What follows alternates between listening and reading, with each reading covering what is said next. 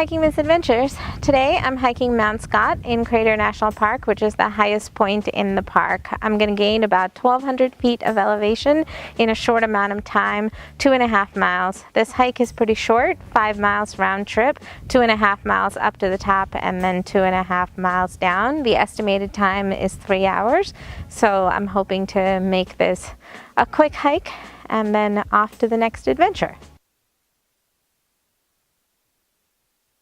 I'm about a mile into the trail and I'm doing a steady climb, gradually but steady nonetheless. It just keeps going up and up. Unfortunately, there's a lot of haze in the park from the wildfires that are happening all around Oregon, and it seems to be particularly bad this morning. So the view ahead of me, I can only see the outlines of the forest area and a little bit of the bald patches, but it almost looks like a wall of fog. The trail is pretty dusty, so be prepared for that and come prepared for it. I'm hiking in shorts, and as you can see, my legs are already covered in dust.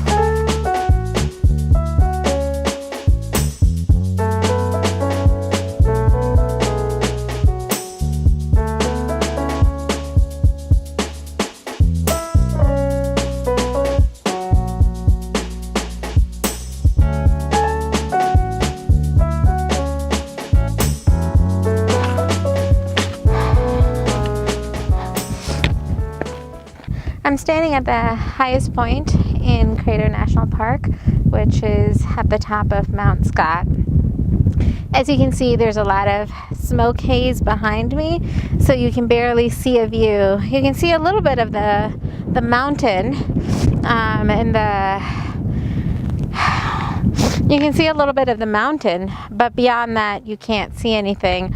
On a clear day, you're supposed to have a gorgeous view of Crater Lake from here, one of the best views possible.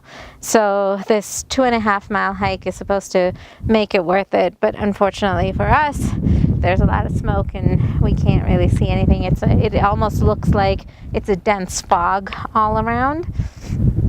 On a clear day, you should be able to see a 360-degree panorama view of the wilderness and the lake. So hopefully, if you make it up here, you will have better luck with the view than us.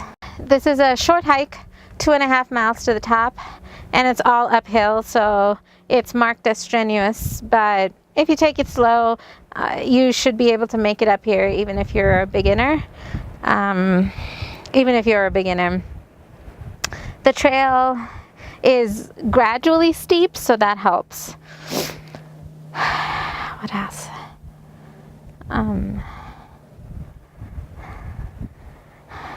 So if you have any knee issues, I would say the downhill will probably be a little bit challenging on your knees because it's a straight uphill. It is also a straight downhill, but again, it's graded, so it should be a little bit easier.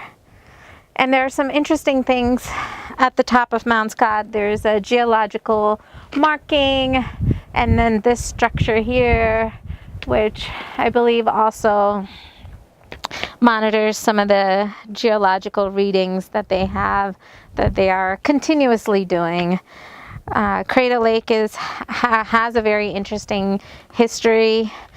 The lake itself was formed by a volcanic eruption, which basically caved the mountain in on itself and created this huge caldera, which got filled in over time with snow and rain, and that is the only source of water for that lake. So it's one of the most pristine bodies of water in the United States.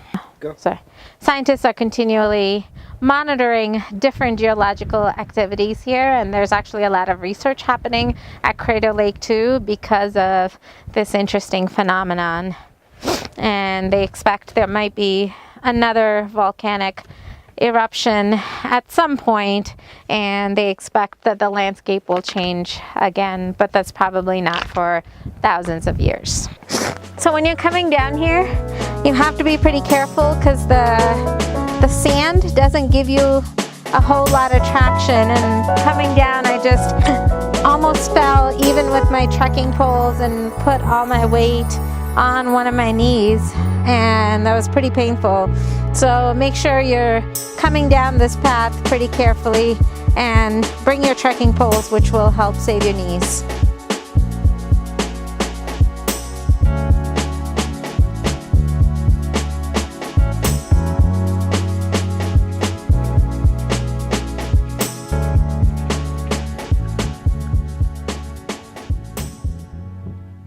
If you like this video, please remember to hit subscribe. You can also find me on Instagram and Facebook now at Hiking Misadventures.